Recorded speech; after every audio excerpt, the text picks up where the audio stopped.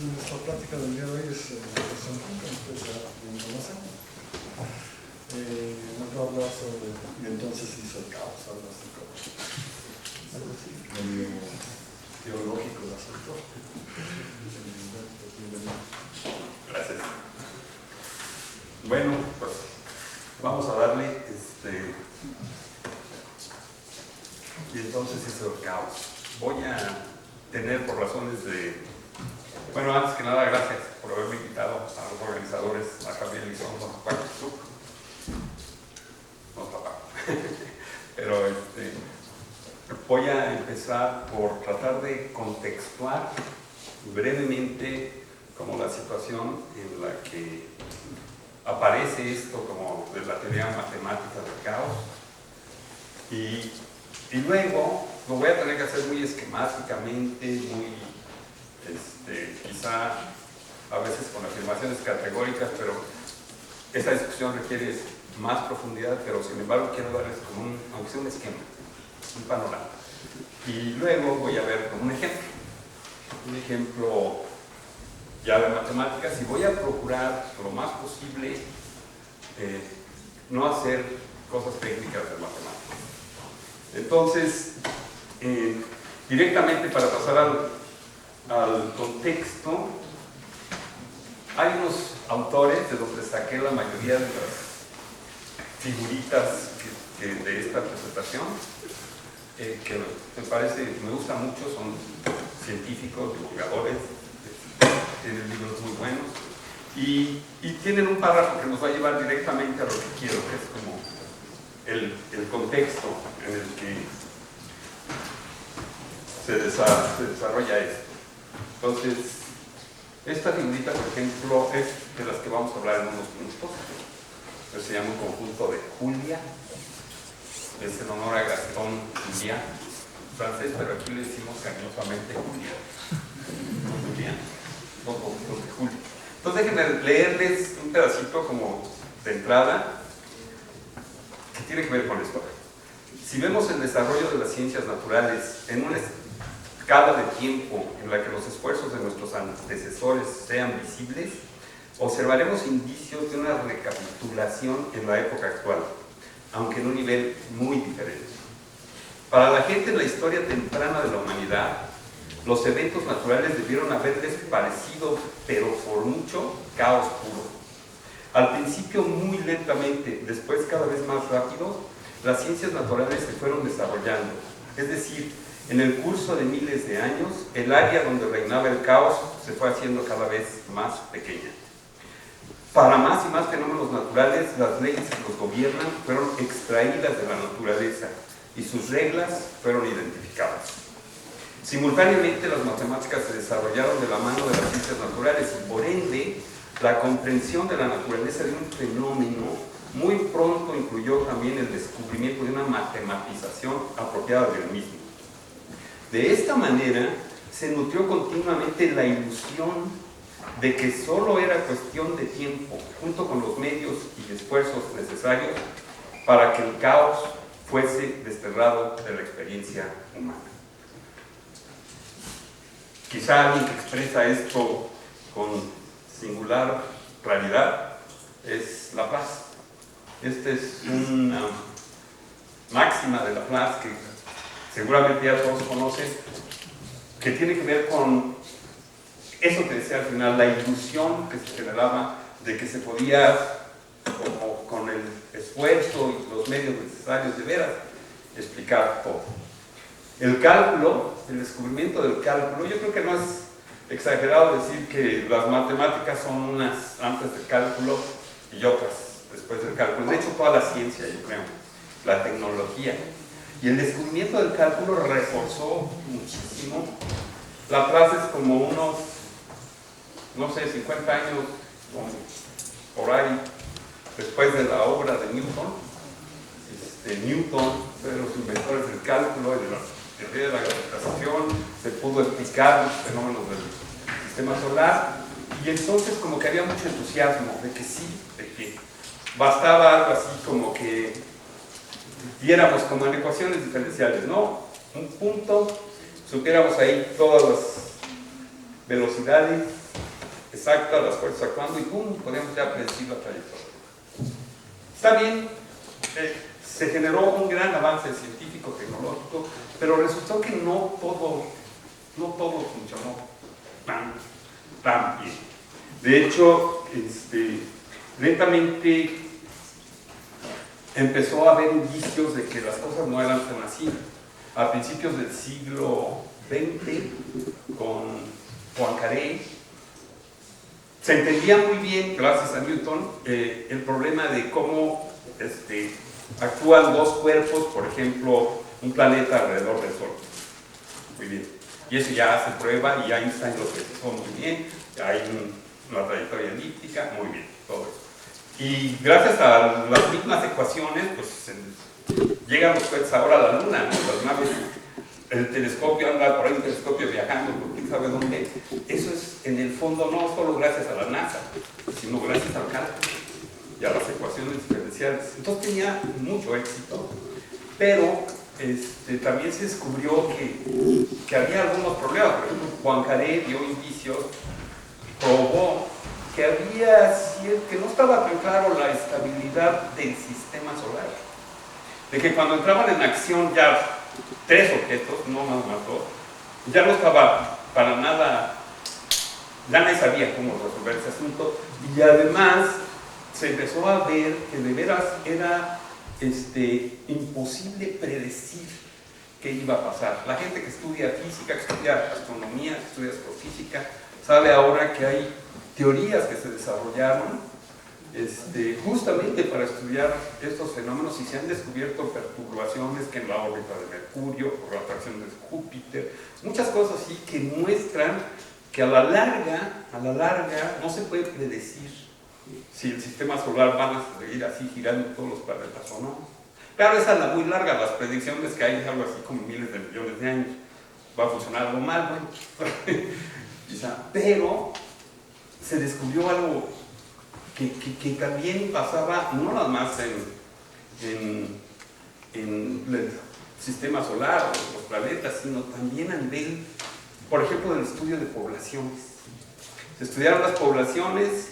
Primero había un modelo lineal donde se presuponía que la población crecía en forma proporcional al número de individuos existentes, y eso conducía a un desarrollo exponencial. O sea, por ejemplo, si la tasa de crecimiento es del 5% anual, en 15 años, creo, ya se duplica la población, y luego a los otros 15 se vuelve a duplicar, y así, y entonces esto crece y crece y crece, y ese modelo pues tenía limitaciones. Entonces, déjenme pasar a figurita, que ahorita lo decimos Entonces, en las poblaciones, en el estudio de poblaciones apareció un poco ese problema, y en el estudio donde se ilustran magníficamente los problemas que aparecieron es en el estudio del clima. El estudio del clima tiene una historia fascinante, de verdad que es interesante buscarla, detectarla. Había gente, siempre se trató de predecir el clima, ¿no? Y había a principios del siglo XX esfuerzos así de gente que sacaron libros, grupos de científicos que lo hicieron para predecir el clima. De hecho, la primera computadora creada, en la que participó en la creación con Neumann, uno de sus objetivos era eso, predecir el clima con las ecuaciones que había. Y siempre se encontraba algún defectito que por ahí como que no podían predecir. Hasta que llegó Lorentz, y por pura casualidad, él también se puso a predecir el clima. Y hizo un sistema de ecuaciones diferenciales, siguiendo la filosofía de Newton, un sistema de ecuaciones diferenciales de 12 por 12. Y lo estudiaba médicamente, claro, para ver, planteaba ahí una condición inicial, dice, pues a ver cómo se va a evolucionar el clima. Y así por accidente un día descubrió que había dejado la máquina corriendo, la computadora, en 1963, era bastante más, ¿cómo diremos? No eran como ahora, ¿no? Pero eran las computadoras que se usaban con tarjetas, era un relajo. Y la dejó corriendo así, se fue, regresó y descubrió que otra vez la metió donde se había quedado y le salió una cosa completamente disparatada. Y entonces dijo, pues ¿cómo? ¿Qué está pasando aquí? y lentamente entendió que había un fenómeno ahí, que se lo daban las mismas ecuaciones. Se tardó en precisarlo, pero se entendió que a pequeñas variaciones de la distancia del punto que uno agarra como condición inicial, a la larga se producen cambios con el tiempo, en lugar de seguir así como trayectorias parecidas, a la larga se produce una discrepancia, se producen cambios en donde se altera el resultado. O sea, si uno agarra puntos muy cerquitas de otros, en lugar de que se comporten parecidos, se comportan muy distintos a la larga. Y entonces él, en otro sistema ya simplificado, que estudió ecuaciones diferenciales, salió como en un sistema de 3×3, lo que se llama el atractor de Lorentz. No voy a meterme mucho en eso, pero esta es como una imagen artística de ese atractor que aparece cuando uno aplaca las ecuaciones diferenciales que hizo Lorentz. Pero para explicarles el fenómeno al que se refiere Lorentz, miren, aquí hay un cuadrito que está muy claro. Se llama sensibilidad. Del lado izquierdo está esta columna. Aquí están evaluando, dando cuenta que se fijan en una posición al tiempo 1, al tiempo 2, al tiempo 3, al tiempo 4, así, ¿no? Y entonces van evaluando numéricamente un dato, que es el dato que les tiene que dar. Entonces, si lo hacen así, empezando en esta condición inicial 0, 3, 9, 7, y se siguen, llegan a este valor. Pero, si les pasa como a Lorentz, que empiezan en 0, 3, 9, 7 y se siguen, y aquí se van a echar un cafecito, entonces regresan y empiezan con 7.22, ¿no? Pues es el mismo. Se fijan la discrepancia que hay entre este y este. Y aquí arrancan otra vez la computadora y se va muy distinto. Vean ustedes los resultados, cómo van siendo diferentes. Se podría pensar, bueno, pero es que mira, aquí nada más probaste al tiempo 10, síguete, pruébalo al tiempo 100, al tiempo 1000, al tiempo 1.000.000, y vas a ver que no pasa eso. No, lo que se puede descubrir es que se esperen lo que se esperen, lo prueben cuando lo prueben, sí pasa eso. El fenómeno de que se comportan un poquito raro, que evidencia, digamos, que no puede uno predecir exactamente. Entonces, si yo empiezo con 0.0397, ¿qué va a pasar? Eso, que no puede uno decir qué es lo que va a pasar, que se vuelve impredecible, eso es algo que tiene inherente el sistema. Y no era el sistema de Lorentz, este es un sistema muy simple. Este es el sistema de las poblaciones que hizo Bernoulli, que es en el fondo trabajar con unas parábolas, con una ecuación de grado 2. Entonces, déjenme poner que todas estas leyes que les digo, ya sea en el caso de las ecuaciones diferenciales, de que están estudiando una trayectoria, o como el ejemplo que acabamos de ver de los tiempos, el tiempo 1, el tiempo 2, etc., tienen en el fondo como un método, un principio. Siempre empieza uno con cierto tipo de fenómeno para el cual tiene uno una ley. Entonces, hagan cuenta que la ley está dada por una fórmula matemática, ya sea una ecuación diferencial o una simple fórmula matemática. Y en esa ley intervienen ciertos parámetros, puede ser factores que están actuando en el fenómeno, ¿no?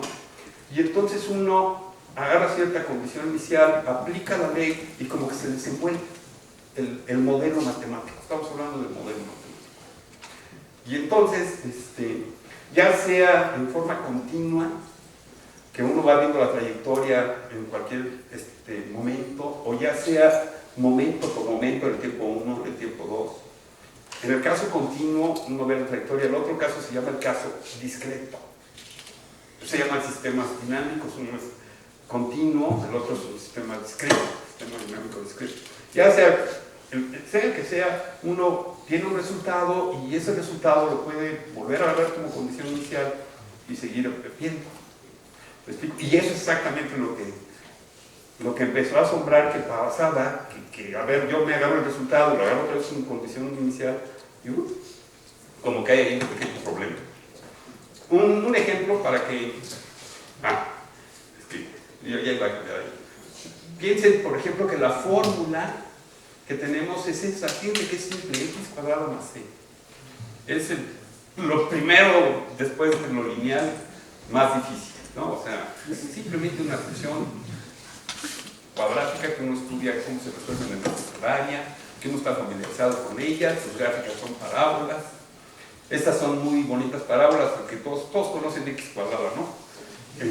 Bueno, no, a lo mejor tenemos invitados que no. Ay, sí, iba bastante. Bueno, creo que no es necesario que la pinte, pero estas son parábolas como paralelas a x cuadrado, las suben y las bajan, ¿no? Y entonces esa es la ley.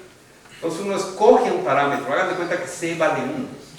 Entonces aplica x cuadrado más 1, agarra la condición inicial, el número 3, por decir algo, el número 1 medio, le aplico x cuadrado más 1 y obtengo el primer resultado que se llama, aquí, ya me cambié, perdón, que se llama x1. Entonces obtengo la condición inicial, aplicamos, tenemos x1, volvemos a aplicar, como si esta fuera la condición inicial, obtenemos x2 y así sucesivamente.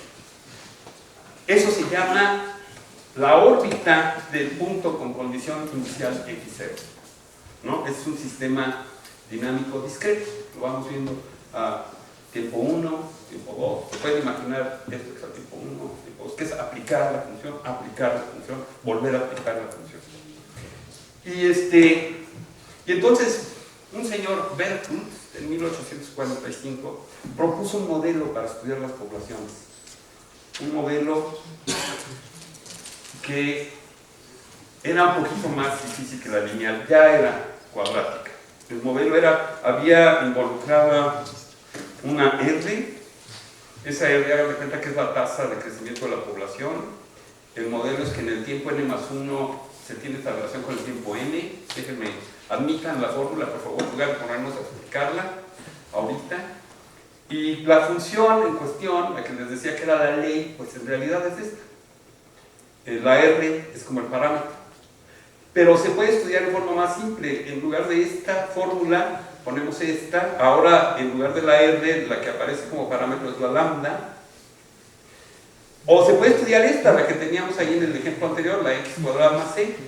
Y en lugar de la lambda y la R, aquí aparece la c. Esos son los parámetros.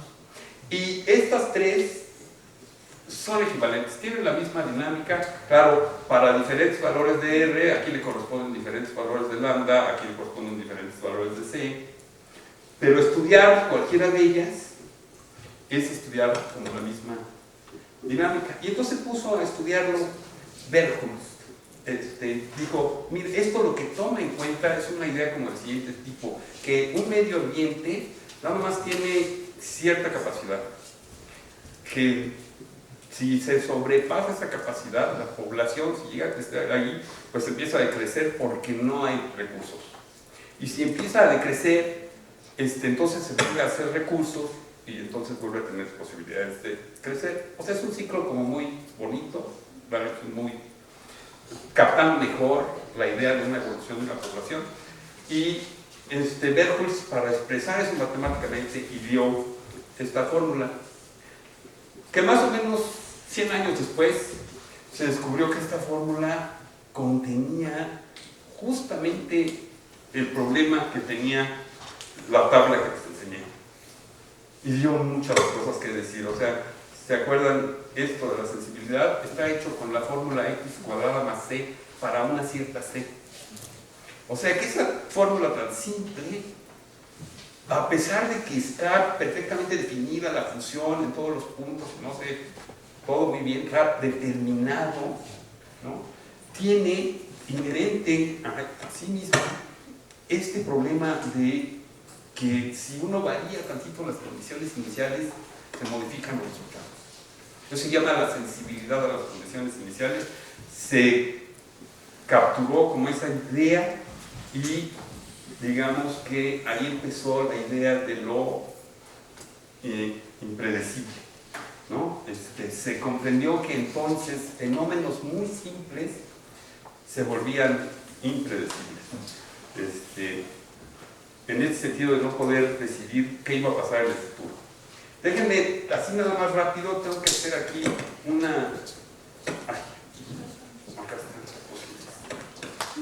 Una pequeña...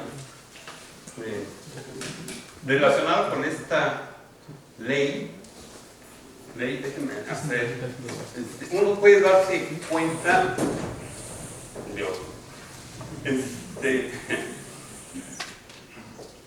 Así son las que se llaman la familia logística. Son parábolas que aquí pasan por el 0, aquí pasan por el 1. Y lo que uno hace para estudiarla, miren, si aquí ponemos la idéntica, bisector, aquí queda, digamos, el 0, 1, el cuadrito. Entonces, lo que uno hace para estudiar, hay un método gráfico. Empieza con un punto x0, evalúa la función y luego el valor que le interesa a uno, x1, lo vuelve a evaluar. Entonces se viene acá la idéntica y aquí está x1. Entonces de x0 a x1 se hace esta escalerita. Y luego de x1 a x2, pues me voy otra vez a la gráfica, ¿no? Y este valor x2, pues me vengo acá a la idéntica, este valor x2. ¿Me explico? Entonces hace esta escalerita. Y luego me vengo otra vez a la gráfica, me vengo a la gráfica y me voy a la velocidad. ¡Ah! Ya se cerró. Y entonces, miren, aquí resultó una trayectoria que se repite, se queda aquí encerrada. ¿Está bien? Pero si uno agarra otra condición inicial, pues puede pasar otra cosa, ¿no? Puede pasar otra cosa. Entonces, eso se llama como iteración gráfica y sirve para visualizar qué es lo que va a pasar. Ahí se ve lo que le estoy diciendo. Uno empieza con el punto x0, y se va haciendo su escalerita. Aquí es un poquito diferente, miren aquí cómo se queda dando vueltas por aquí, ¿no? Y entonces, esta es la ley de Bernoulli, tengan de cuenta, pero para ciertos parámetros. Pero si uno hace el parámetro lambda igual a 4, las órbitas empiezan a hacer, uno agarra así se empieza a notar como cierto, como más a movimiento, digamos, y aquí aparece este fenómeno, el fenómeno siguiente. Empieza uno con una condición inicial, aquí se ve más o menos la condición inicial. Y al cabo de un rato, pues ya no se sabe qué va a pasar. Pero ¿por qué? Fíjense que aquí la creencia era, regresando a Laplace, que con suficientes medios, suficiente tiempo, iba a haber un progreso de la humanidad que nos explicara todo, esencialmente. Y lo que se está viendo es que aquí no es un problema de falta de medios o falta de tiempo. Aquí ya se sabe que si uno agarra esta condición inicial y se dice, ¿qué le va a pasar? Pues casi lo que sea. Va a pasar que anda visitando todos lados. O sea, la trayectoria se vuelve impredecible, ¿me explico? Y es como inherente a la fórmula.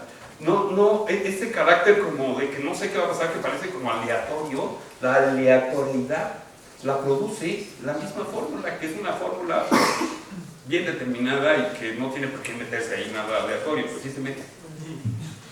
Sí se mete. Y entonces, pues ya no es tan así, de que voy a poder entender, cosa de tiempo, etcétera, todos los movimientos, todo lo que ocurre, sino que se dan cuenta que hay un fenómeno real que no se puede predecir, digamos, qué va a pasar con las cosas.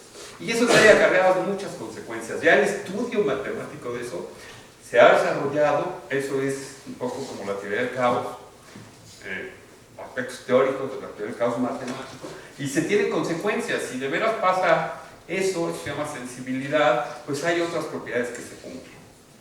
Y entonces ya se entiende más, digamos, pero está en esta discusión. Desde el punto de vista matemático hay teorías, hay avances. Quién sabe si todo tenga aplicación, así se está desarrollando. Desde el punto de vista filosófico, pues está Laplace contra la idea de que ya no funciona exactamente así. Entonces, desde el punto de vista matemático, que es un poquito lo que ahora me voy a poner a decirles, déjenme ver que...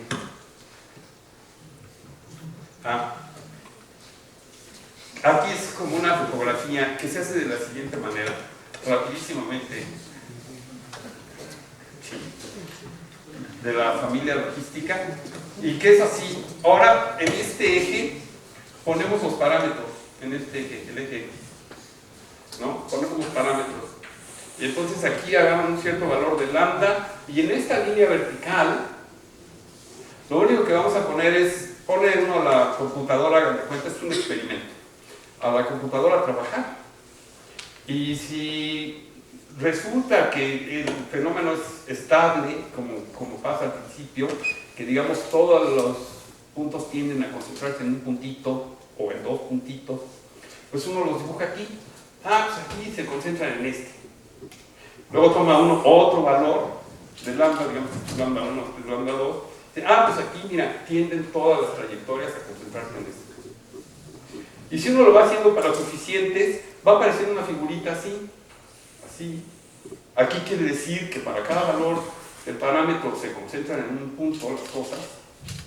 Aquí quiere decir que para cada valor se van concentrando en dos. Luego va haciéndose esto con un tenedorcito. Y aquí quiere decir que se concentra en 4. Y eso se observó, por ejemplo, con el modelo de Merkels.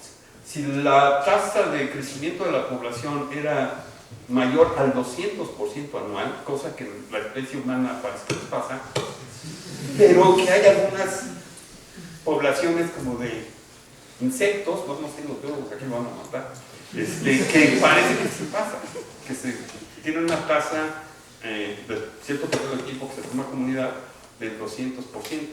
Pues si la tasa de crecimiento es mayor, empieza a haber este fenómeno, que la población oscila, crece hasta un cierto punto, y luego tiende a decrecer, y luego vuelve a crecer, y luego tiende a decrecer, y se la pasa entre esos dos a la larga. Pero si crece más del 250%, entonces tienden 4 puntos, donde pasa lo mismo. Está el uno, a la larga el otro, el otro y el otro. Aquí hay un ciclo de periodo 2, acá hay uno que se llama de periodo 4, y luego viene uno de periodo 8, y luego de 16, y luego 32, y así. Y todo eso está contenido aquí, en este dibujito. En este dibujito. Aquí no son las R eran lo que les decía de los 100%, que ocurrió con 2, R. Aquí son las lambdas, hay una conversión, pero está aquí en este dibujito. Aquí, ya por aquí, ya se nota que, pues quién sabe qué está pasando. Ya aquí hay como una zona muy llena y otra zona muy llena, donde andan siempre los puntos, y eso se va alargando, y este último es para la figurita que pusimos de la órbita caótica, ¿no? Donde ya cualquier punto que demos, la órbita recorre pues, casi todo el intervalo para arriba y para abajo. Y entonces, nos ayuda a entender la dinámica de toda la familia, o sea que vamos cambiando las constantes, y tiene muchas cualidades. Miren, aquí está todo entero. Una cosa que aparece junto con estos fenómenos es eso que se llama como la autosemejanza. Este cuadrito de aquí arriba, este cuadrito, se amplificó y se puso acá abajo. Es este. Y noten ustedes cómo este pedacito, ¿no? Es casi igual al original. Y luego se volteó, ¿no? Se amplifica también este y se pone abajo. Y luego se amplifica este y se pone abajo. Entonces noten cómo este diagrama, que parece tan simple, este de arriba, en realidad está hecho como de muchas copias del mismo. Infinitas copias del mismo por todos lados. Y eso es un fenómeno que pasa en estas cosas. Se estudian las matemáticas que se usan, bueno, ya las matemáticas que se usan para comprobar, para demostrar esto, sí son matemáticas muy avanzadas, pero yo espero que un poco, si logro interesarlos, a lo mejor se motivan para estudiar sistemas dinámicos, especialmente, también digo, continuos, también discretos en el futuro, ¿no? Y esto es usando números reales, números como los que todos conocemos. Pero llegó un señor Mandelbrot y dijo, no, si lo ven desde el punto de vista de los números complejos, la misma. La fórmula si ft de z igual a z cuadrada más c. Comprende uno mejor, pero ahora z es un punto. La gente que no sabe nada de funciones, bueno, no se debe preocupar, porque ahora, antes el número x era un número aquí en la recta real, ahora el número z es un punto en el plano. Y elevar al cuadrado, se entiende muy bien cómo se hace, se duplica el ángulo y se eleva al cuadrado la magnitud, entonces por aquí está z cuadrado. Y entonces se va aplicando, aquí está un punto, aquí está otro, y si le sumamos c, bueno, pues entonces lo corremos así para acá dependiendo de cómo sea la c. Pero el chiste es que a un punto del plano le asocio otro punto del plano, y luego otro punto del plano, y luego otro punto del plano. Y estudiamos la misma familia, la de Bernoulli, pero en los complejos. Y entonces aparecen, déjenme ver un ejemplo, creo que aquí tenemos un ejemplo con z cuadrado nada más. Aquí la c vale 0. A lo mejor el ejemplo lo podemos entender fácilmente, porque miren, aquí está el círculo unitario. Z cuadrado, repito, es duplicar el ángulo y elevar al cuadrado la longitud del punto, del origen al punto. Entonces, si el módulo, se llama eso, la longitud, es mayor que 1, al elevar al cuadrado se duplica, pero la longitud crece. Y luego se eleva al cuadrado, se duplica y la longitud crece. Entonces, si uno agarra puntos acá afuera y le aplica el z cuadrado, pues se van creciendo. Se dice que se va al infinito. Entonces, todos los puntos afuera del círculo unitario se van al infinito. ¿Está bien? Los puntos dentro del círculo unitario, si uno agarra aquí el punto, entonces se eleva al cuadrado, sí se duplica el ángulo, pero la longitud decrece. Es un numerito entre 0 y 1, se hace más chiquito. Y entonces los puntos de aquí se acercan acá. Ahora se acercan como en espiral al origen. El origen se queda ahí mismo. Y bueno, entonces está muy claro el comportamiento afuera del círculo unitario, pues todos se van al infinito, adentro todos se van al 0. Es un comportamiento regular, no tiene nada de impredecible, no hay problema. El asunto es en el círculo unitario mismo.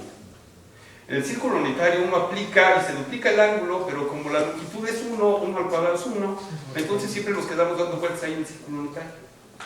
¿Y qué es lo que pasa en el círculo unitario? Aquí es donde se aparece el fenómeno de lo impredecible.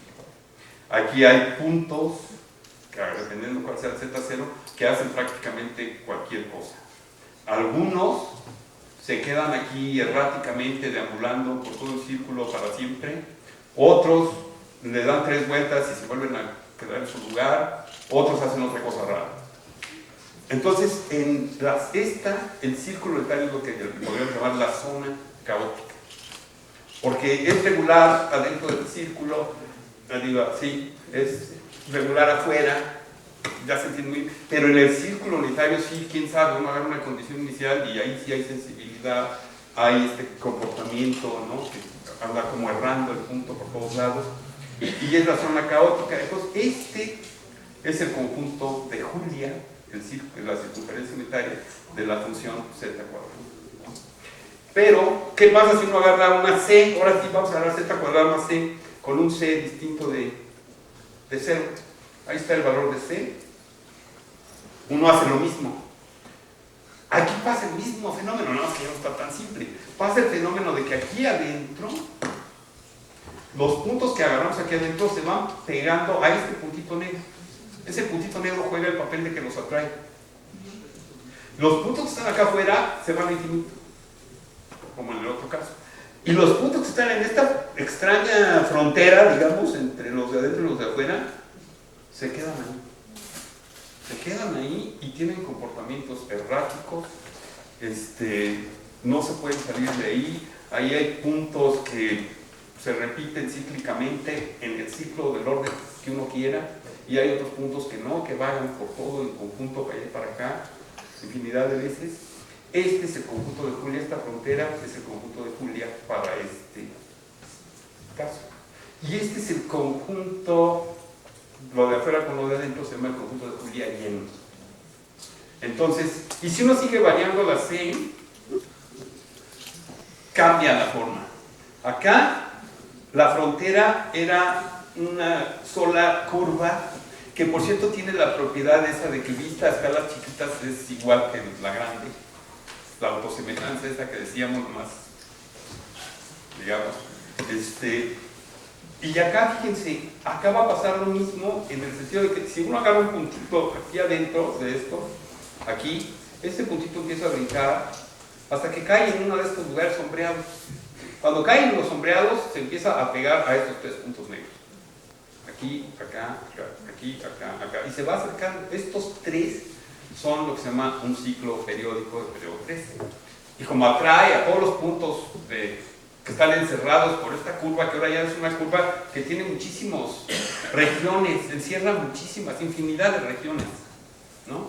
Entonces a toda la infinidad de regiones que quedan dentro los atraen esos tres puntos. Y el conjunto de Julia es ahora otra vez la orilla, la frontera, que está aquí como una bola de monito. No sé, las personas que estudiaron esto, para estudiarlo se usa variable compleja y se usa variable compleja avanzada, en realidad. Las personas que estudiaron esto fueron especialmente, bueno, ha habido muchos, en el mundo ha habido desde que empezó este estudio una especie de boom. Mucha gente, matemáticos de primer nivel, científicos, etcétera, han estudiado estos conjuntos y han establecido los teoremas correspondientes. Uno de ellos era Doady, que ya falleció hace poco, francés, y otro Hubbard, americano. Entonces establecieron muchas de las propiedades, pero le pusieron algo así como el conejo a esta figurita, el conejo de Doady. No sé, yo le veo más cara como del nopal. Pero, bueno, es cosa de gustos, creo. Pero miren, esta es la que teníamos al principio. Este es otro conjunto de Julia. Y es la que teníamos al principio. Si ustedes se fijan bien, si cuentan un poco, aquí hay un periodo 11 atractor. ¿Y saben con qué tiene que ver con estos bracitos, digamos? Miren, hagan de cuenta que empezamos aquí. Y contamos 1, 2, 3, 4, 5, 6, 7, 8, 9, 10, 11, regresamos aquí. Ahí hay un punto de periodo 11 que atrae a todos los demás. Si un punto empieza como por acá, empieza a brincar de alguna forma aquí adentro del conjunto rojo hasta que aquí, de alguna manera brinca y se atrae a esos ciclos de periodo 11. Y déjenme enseñarles otro ejemplo. Aquí no hay todavía un periodo 5 atractor, pero ven que hay 5 figuritas sombreadas aquí. Es que estamos en un momento, este valor de C es un punto que es como, digamos, un extraño atractor, porque atrae a unos y repele a otros. Se llama parabólico. Y esto está, pues si uno le cambia tantito la C al sistema dinámico, o sea, uno cambia de sistema dinámico al cambiar la C, ¡pum!, aparece el periodo 5 atractor. Si uno le cambia para otro lado, aparece el punto solito, como atractor. Entonces es una figura bonita. Y este es otro fenómeno. Aquí no hay nada atractor. Si uno empieza en una de estas bolitas, lo que empieza a pasar es que eventualmente cae uno en estas. Y si ya cae uno ahí, hay un círculo en el que se queda uno dando vueltas. Por ejemplo, aquí se queda uno dando vueltas en este círculo, en este círculo, en este círculo, en este círculo. Entonces, todos estos fenómenos aparecen en los conjuntos de Julia que tienen que ver con esta sencilla ecuación, z cuadrada más c. Y aparece otro, aparece también una dendrita, ya no hay Julia lleno, ya el conjunto es flaquito, pero es así todo fractal. Y aquí otro fenómeno, yo no sé, yo en algunas tareas he puesto esta fotocopia así para el papel de la tarea y siempre les dejo una pregunta de los alumnos que encuentren las diferencias. Yo no sé si notan que sí hay una diferencia.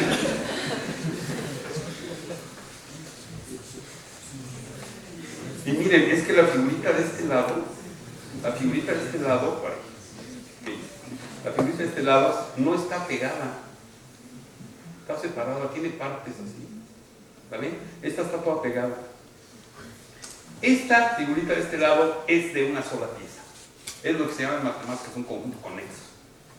Esta figurita de este lado son muchas piezas, pero por razones de la computadora y de la impresión de todo, no salen todas las piezas, porque en realidad no tiene pegado nada con nada. Son como puros puntitos. O sea que si uno tiene, aquí es un valor de C, para z cuadrada más C, y la cambia tantito, se desintegra la figurita, hagas de cuenta, y se vuelve como polvito, infinito. De hecho, para todos los que saben un poco de esto es un conjunto de campos. Un poco diferente al que conocen la clase. Y ese también. Aquí también es otra figurita despegada, etcétera, ¿no? Y entonces la pregunta es, ya en terreno matemático, ¿cómo vamos a saber cuál conjunto de Julia aparece al cambiar la C? ¿Cómo se sabe eso? Porque imagínense, pues estamos prueba y prueba y qué tantas cosas pueden pasar. Pues necesitaríamos algo así como un libro, ¿no? Un libro que dijera, en el primer capítulo están todos los que tienen una curva y nada más hay un atractor. En el segundo capítulo están los del periodo 3. En el otro están los del periodo 11. Y así. Y acá están los que están todos separados, desintegrados. Y acá, un libro. Pues sí, hay un libro. El libro es este. Ese es el libro. Que nos dice. Y esto lo que es como el conjunto de todas las Cs. Ahorita les voy a poner, voy a poner aquí una definición. Este se llama conjunto de Mandelbrot y es el conjunto de los complejos C para los cuales el conjunto de Julia correspondiente, el conjunto de Julia es de una sola pieza, es conexo.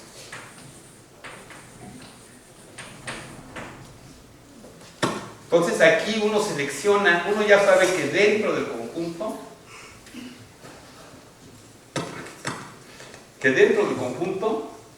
si yo agarro una C aquí y estudio el sistema dinámico z cuadrada más C, el conjunto de Julia es conexo. Si yo lo agarro fuera del conjunto, se desintegró, se vuelve un campo. Pero tiene más. A ver, tiene más porque, miren, aquí está otra vez el conjunto y aquí está la frontera del conjunto. Ay, perdón. Adelante. Aquí está la frontera del conjunto, que se ve como bastante compleja. Ahorita lo vamos a conocer un poco. Fíjense cómo tiene esto, bueno, algún amigo que muy conocido aquí del medio matemático siempre se refería a ese como una pulga. Entonces, sí, pues tiene como pulguitas todo alrededor, ¿no? Está hecho de muchas. Pero a mí me gusta más decirle el conjunto de Mandelbrot. Y esta, de acá arriba, Mandelbrot llegó en 1980, por ahí, 79, 81, no me acuerdo. Y llegó y su mérito no fue haberlo descubierto, porque lo habían descubierto gente que trabajaba con unas cosas que se llaman los post-kleinianos. Ahí aparecen ciertos conjuntos límite, y ahí se descubrió. Pero llegó y les dijo a todos, oigan, es que esto hay que estudiarlo, esto es muy importante. Pero su figurita, la de Mandelbrot, es esta acá arriba, más o menos original. Y si ustedes se fijan, el Mandelbrot tiene como muchos antenitas. Y acá, pues las antenitas todavía no salían bien, salían como puntitos separados del cuerpo, puntitos, no acababa de salir la antena. Y entonces el editor pensó que eran manchas y las borró cuidadosamente para publicarlas. Entonces, bueno, pero ahí apareció, acá está lo que estaba diciendo, ustedes agarran una C aquí, una C, y entonces les aparece el sistema dinámico, que este es el conjunto de Julia, se agarra una C aquí afuera, se deshace, ¿no? Ok, entonces, ahora sí, quisiera que conociéramos un poquito el conjunto de Mandelbrot, al menos las figuras. vamos a ver las figuras. Miren, estas figuras que hicieron estos señores son formidables. Aquí se ve este cuadrito, ¿lo ven? Este cuadrito está amplificado, es esta parte de abajo. Debo decirles, bueno, ahorita al verlo se van a dar cuenta, aquí está como conectado. Fíjense cómo en la parte de abajo ya aparece otra vez una figurita casi igual que el Mandelbrot. La verdad es que este Mandelbrot está lleno de Mandelbrotcitos. Es una cualidad que tiene. Miren, aquí hay dos amplificaciones. Es esta parte. Y fíjense cómo tiene antenas, ¿no? Y las antenas tienen cierto número de brazos, digamos. Y eso tiene que ver, ya se estudió algo así como una aritmética del conjunto. Entonces las antenas tienen que ver con que si yo agarro una C aquí en el centro, entonces el correspondiente conjunto de Julia tiene 1, 2, 3, 4, 5 periodos y tienen un significado. Y miren, esta zona que está como entre el cuerpo principal del Mandelbrot, esto es una cardioide. Es una cardioide que está llena como de otros Mandelbrots, una infinidad ajustados a ella.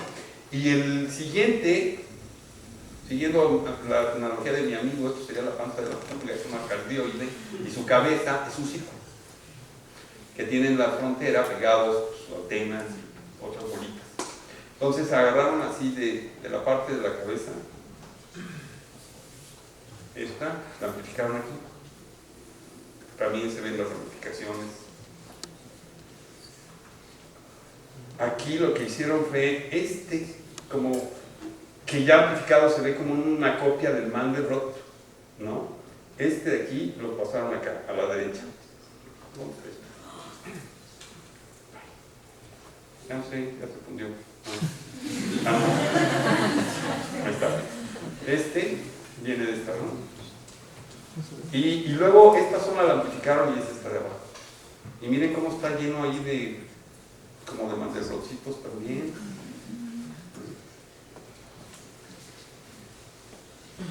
Esta es como, digamos, el cuello entre la parte principal y la cabeza. Está amplificada al lado derecho. En el lado derecho hay una pequeña zona que se toma y se amplifica. Aquí empiezan a aparecer unas figuras raras, ¿no? Como esta, como caballito de mar. Y bueno, esta, que tiene como un centro con muchas antenas. Y todo está pegado ahí. Imagínense la escala a la que ya estamos viendo el conjunto, ¿no? Esta es una de las partes ahí pegadas como al cuello, ¿no? Que decíamos, la parte como de caballito de mar. Esta está amplificada del lado derecho. Y esta de aquí, amplificada acá abajo. Y estas, la verdad, que son figuras impresionantes. Si uno pues, simplemente las ve solas, y como todos son bolitas que están llenas del Mandelbrot y del Mandelbrot y del Mandelbrot.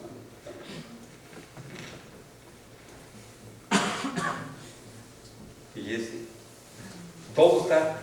Y lo asombroso es que no se crean que el Mandelbrot está hecho de pedacitos separados. El Mandelbrot es de una sola pieza. Se probó uno de los teoremas de Boadi y Howard que es conexo, o sea, es una sola pieza. Y la verdad es que es asombrosamente complejo. Y ya, por más computadora que tenga uno, probar que esto es conexo necesita matemáticas. Hacer bien el estudio de esto necesita matemáticas. La computadora nos da los dibujitos maravillosos. Bueno, señores, hicieron unas cosas de locura. Aquí hay otro paseo, digamos, empezamos del lado derecho, en una zona, por ahí, se amplifica este cuadrito, está aquí, luego este está blanco y negro, y el mismo de acá arriba, y aquí se agarra, se captura esta zona central y se amplifica hasta aquí, del lado derecho, y aquí abajo se pone otra vez esta figura de blanco y negro, se agarra este pedacito y se amplifica, y miren ahí, aquí adentro, desde ahí adentro, no se ve aquí, ahí está un Mandelbrotcito también, todo lleno de antenas. es otra parte. Bueno, el cuadrito este se amplifica aquí abajo. Y les decía de la aritmética. Ahora se sabe, y también son teoremas muy poderosos, esto, que si uno agarra una C en el centro, hay un punto fijo atractor. Si uno se sale tantito y se mete en esta bolita, aquí es donde está la zona donde viven los del periodo 3 atractores. Si uno se ve en esta bolita, viven los del periodo 5. Acá viven los del periodo 2, porque los Julia tienen atractores del periodo 2. Acá, por ejemplo, hasta adelante hay otro del periodo 3. Es simétrica, entonces los numeritos que aparecen acá arriba son los mismos que van a aparecer acá abajo, pero además tiene una aritmética interesante. Fíjense, si ustedes agarran una C, ¿cómo saben cuál bolita corresponde? Si ustedes suman 3 más 5, da 8. Entonces, 8, la bolita más grande entre la bolita de 3 y la bolita de 5, es donde están los puntos del periodo 8. ¿Me explico?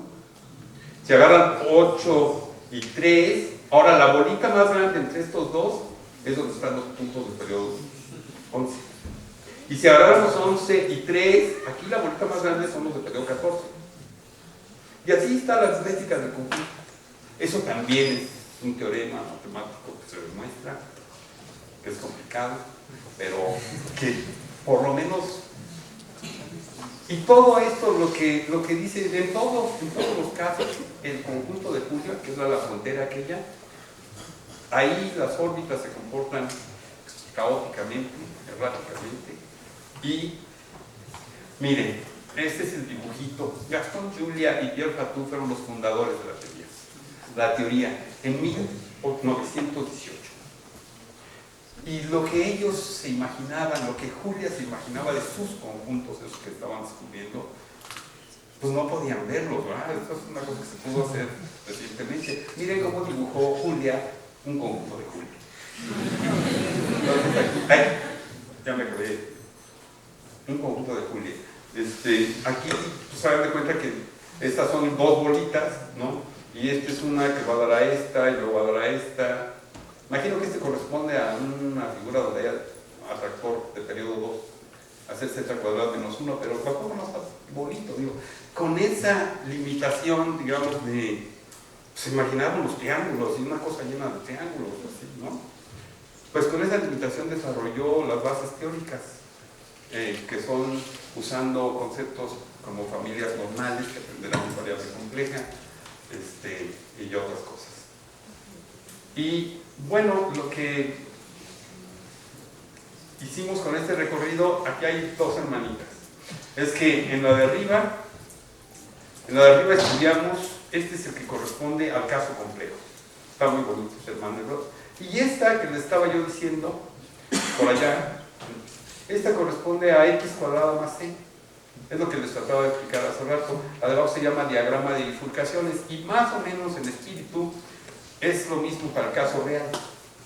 Para el caso real esto nos dice cómo se comporta la familia y para el caso complejo nos dice esto. Entonces esta es la hermana grande, digamos, la hermana chica, caso real. Y por último, ya resumiendo, entonces, este estudio del conjunto de Mandelbrot motivó pues, que se desarrollara muchísimo la teoría asociada a las matemáticas que se necesitan para estudiar estas cosas. Involucran varias ramas de las matemáticas. Entra la topología fuertemente, estudia también teoría ergódica, ecuaciones diferenciales, todo entra aquí, análisis, de una manera muy fuerte, y ha producido también una especie de popularización de las matemáticas, porque este conjunto de Mandelbrot, pues yo lo he visto casi, bueno, no lo hacen en camisetas porque está muy complicado, pero sí, se ha popularizado muchísimo. Claro que pues, la gente no sabe que no está bien, ¿no? Es complejo, pero muestran un reflejo de las matemáticas, digamos, fuera del ámbito de matemáticas, los fractales y todo eso cobraron popularidad.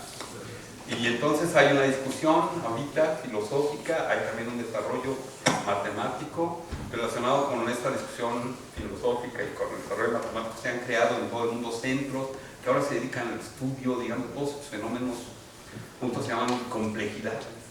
Entonces, incluso aquí me dijeron que en CEU están haciendo un edificio especial para un centro de complejidad. Hay centros de complejidad en el extranjero. Hay gente trabajando en sistemas dinámicos discretos. Aquí en la Facultad de Ciencias vemos algunos, con el profesor Guillermo Siembra, Héctor Méndez, yo, y también en el Instituto de Matemáticas, y en la UACM, y digo, en la UAM, y también en Cuernavaca, en el CIMAT de Guanajuato. Entonces hay un desarrollo donde hay mucho de discusión de estos temas, entre otros, y que está también ligado con la discusión de los fundamentos, digamos, de los fundamentos de las matemáticas, de los nuevos visiones. Ahí todavía hay una discusión, un debate abierto. Ya, muchas gracias. Creo que eso es todo.